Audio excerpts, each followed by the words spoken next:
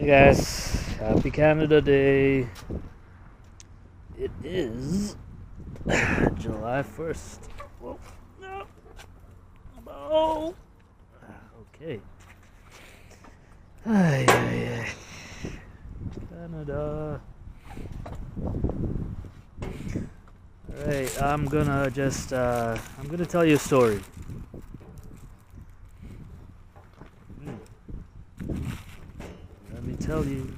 Let me tell you a story. Let me tell you a story. Alright, so, yeah, I had mentioned, you know what? Let me put the Canada flag there so you can see it. I had mentioned to you um, that I had advertised for a specific school that I used to work as a bus driver for since 2018 to 2020. What is that? 22 or 23? Oh, 23, I think. Yeah. So I had finally advertised there, but when I advertise, people, they may not know if they're. Honestly, I don't even know if they're, threatening me or not. But they at least tell me that there is rumors of threats, right? And there's no detail involved. But one of them was that they will puncture my motorhome, the wheels, right? And so I was thinking, if I'm in there and they puncture it, and they, whatever if they're trying to get me outside to do even worse things, it's best that I'm not in there, right? So that's where I come up with the whole idea of just driving and then taking my bike and going away, keep the motor home running off the engine, of course, the engine of the actual vehicle, but the generator that creates electricity, keep that on for the advertisement, right? So when I went with my bike, I actually went to a church and put my bike somewhere in the far distance behind a tree, so basically no one can really figure out where it was, right? So, after I'm praying in the church, as I said, I visit the Blessed Sacrament, so I thought might as well just go there. Yeah, so I leave the church and I see a police right there, right? So I'm thinking, okay, if I go there, he's gonna tell me some story, like the last year, like he's just trying to protect the whatever this bike, whatever. Um, who knows, right? The reality is, the thing with this whole pedophile issue is you got a lot of people connected in high places. There's a hierarchical structure in anything, right? So you got the police, you got the politicians, you got the church.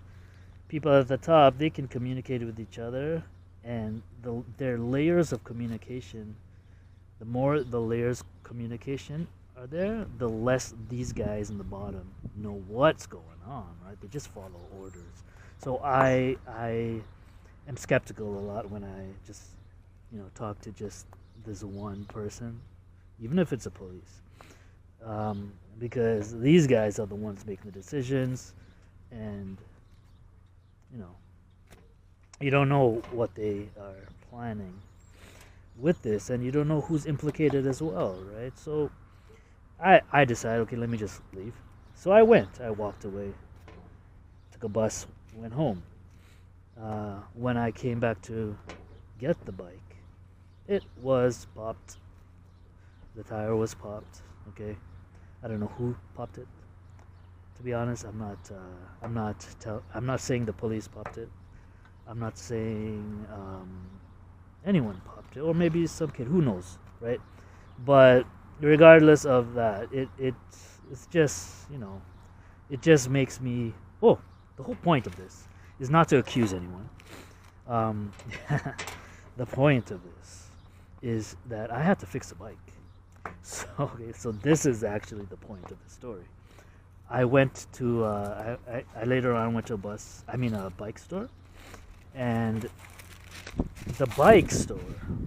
Um, it was my first time where I had the opportunity to explain about the whole treasure hunting idea. So I was talking to these bike people as they're fixing it, and they were asking me questions, right? Like what I'm doing right now and all that stuff, right? So eventually I was like,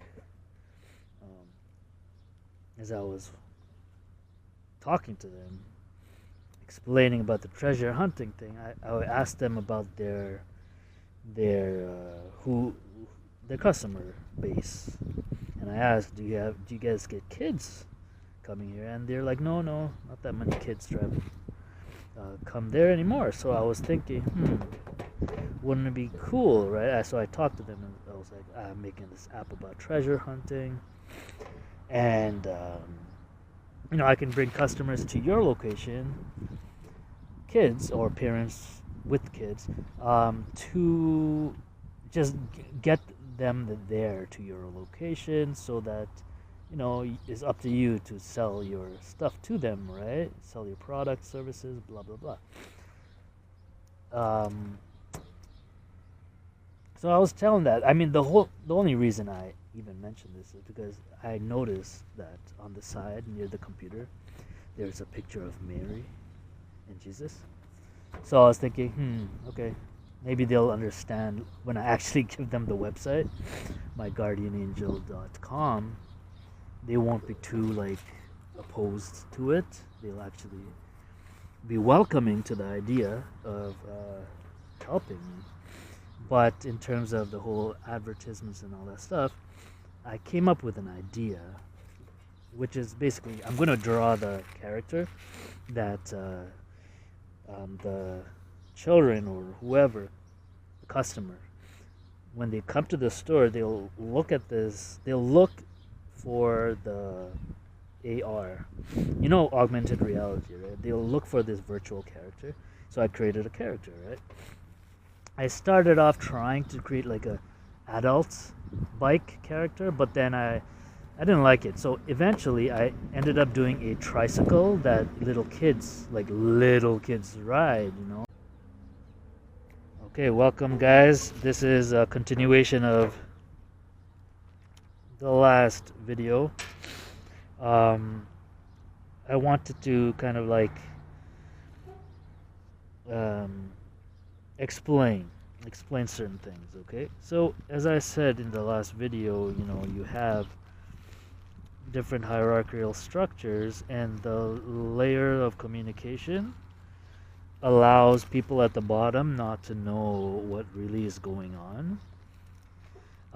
So it creates the ability for people in the top to cover up things, right?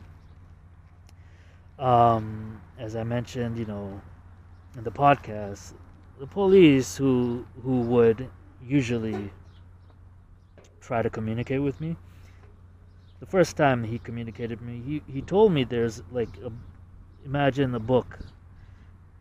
He's this little part in the book.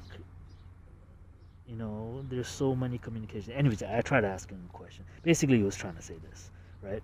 He doesn't know too much. He just does what he has to do, right? So you're gonna find this in the church, police, politics, regardless, whatever. So I wanted to mention this because there is a person who was at the top. And when you have whistleblowers, when you're at that high in the top and you notice this, that people are trying to cover up something. When you actually whistleblow, you are considered, you're basically cut off of any favor, in this case, the church favor. So we had a archbishop, his name was Vigano, and he saw a lot of what was happening, how cover up was happening, and for example with the Marcial case and other things. But I wanted to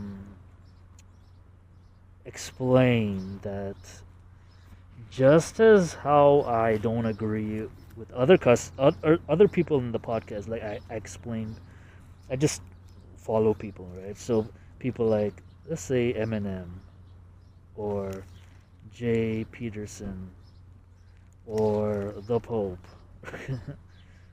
or even Vigano, right? I like researching in both.